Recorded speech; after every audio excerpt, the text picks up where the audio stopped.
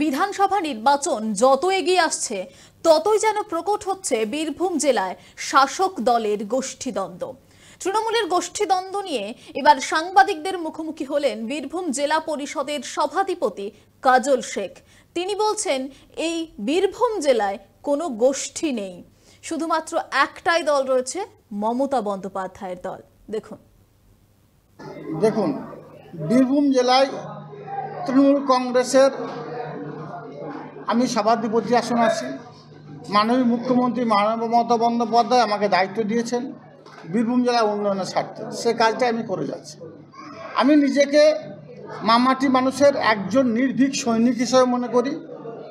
সৈনিকের যে ডিউটি, সেই ডিউটিটাই আমি পালন করছি। বীরভূমের বিভিন্ন জায়গায় অবশ্যই এখন দেখতে পাচ্ছি যে কোথাও কোথাও উত্তপ্ত কাকরতলা একজন প্রাণহানি হয়েছে। এটা কখনোই কাম্য নয়। যদিও পুলিশ প্রশাসন অতি সক্রিয় আছে, সে বিষয়গুলো অতি দ্রুত তদন্ত করছে এবং যারা দোষী তারা অ্যারেস্ট হচ্ছে। আপনি নানুরের কথা বললেন। নানুরে আমার হিসাবে কোনো রক্তক্ষয়ী সংগ্রাম এখানে হয়নি, কোনো ঝুট ঝামেলা হয়নি, মানুষের মধ্যে কোনো বিবাদ হয়নি। এখন প্রখর রৌদ্রের তাপে হয়তো দু একটা চালা বাড়ি যেগুলোতে গরু ছাগল থাকে সেগুলোতে আগুন লেগে ভস্মীভূত হয়েছে, কিন্তু কোনো দ্বন্দ্ব বা ঝুট ঝামেলার কোনো খবর আমাদের কাছে নেই। যদি কেউ এটাকে নিয়ে অন্য কোনোভাবে বহিঃপ্রকাশ করতে চাইছে তাহলে জানবো যে এটাকে নিয়ে নিশ্চয়ই কোনো রাজনৈতিক রং দেওয়ার চেষ্টা করছে, কিন্তু এখানে কোনো রাজনীতির গন্ধ নেই, কোনো দ্বন্দ্ব নেই। নানুর বিধানসভায় একটাই দল আছে, সেটা মমতা বন্দ্যোপাধ্যায়ের দল। একটাই গ্রুপ আছে, তৃণমূল কংগ্রেসের গ্রুপ। একটাই নেত্রী মমতা বন্দ্যোপাধ্যায়, একটাই নেতা অভিষেক বন্দ্যোপাধ্যায়। তাছাড়া নানুর বিধানসভা বীরভূম জেলার বুকে অন্য কোনো নেতা নেত্রী আছে বলে মনে করি না। আর আমিও নিজেকে দলে একজন সৈনিক হিসেবে মনে করি। বীরভূম জেলার বুকে আমার কোনো গ্রুপ ছিল না বিগত দিনে, এখনও নেই, ভবিষ্যতেও থাকবে না।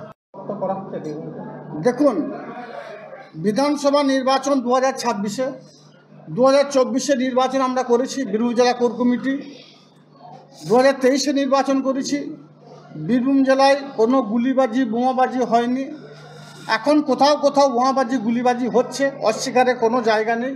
কেন হচ্ছে, কী জন্য হচ্ছে বলতে পারবো না, কিন্তু এটা না হওয়াই বাঞ্ছনীয় বলে আমি মনে করি। কারণ আমাদের সব থেকে বড় হাতিয়ার সেটা হচ্ছে মমতা বন্দ্যোপাধ্যায়ের উন্নয়ন। যেখানে মমতা বন্দ্যোপাধ্যায়ের উন্নয়ন আমাদের পথ দেখাচ্ছে, মমতা বন্দ্যোপাধ্যায়ের উন্নয়ন মানুষের মনের মণিকোঠাও পৌঁছে গেছে, মানুষের মনে বাড়িতে বাড়িতে পৌঁছে গেছে, সেখানে এই ধরনের বোমাবাজি গুলিবাজি কোনো প্রয়োজন আছে বলে আমি মনে করি না। যারা করছে তারা সমাজবিরোধী। আমি পুলিশ প্রশাসনের কাছে রিকোয়েস্ট করব, যারা এই ধরনের কাজের সঙ্গে লিপ্ত হচ্ছে বা হয়েছে তাদেরকে ধরে অন্ধকার কারাগারে নিক্ষেপ করা হোক। তারা সমাজ বিরোধী, সমাজে উন্নয়ন চায় না, বাংলার উন্নয়ন চায় না, বীরভূম জেলার উন্নয়ন চায় না।